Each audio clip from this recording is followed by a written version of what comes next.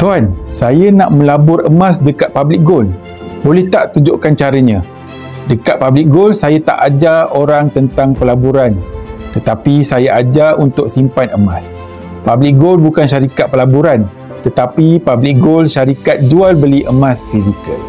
Account Gap bukan platform untuk kita nak melabur emas.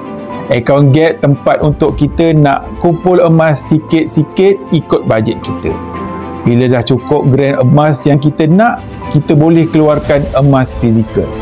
Tak nak keluarkan, nak simpan diam-diam dalam account Gap pun boleh.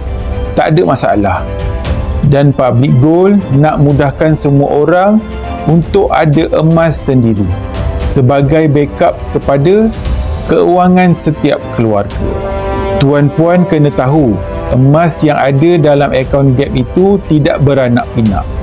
Kalau tuan-puan ada 1 gram, daripada awal menyimpan sehingga sekarang, tak tambah-tambah, 1 gram lah emas itu. Dia tidak bertambah dan dia tidak berkurang. Cuma dari sudut nilai, kalau masa mula-mula tuan-puan simpan emas itu, mungkin harga RM300.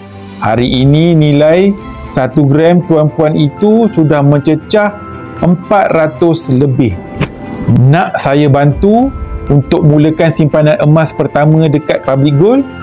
Hubungi saya atau cek sahaja pin video yang ada dekat profil.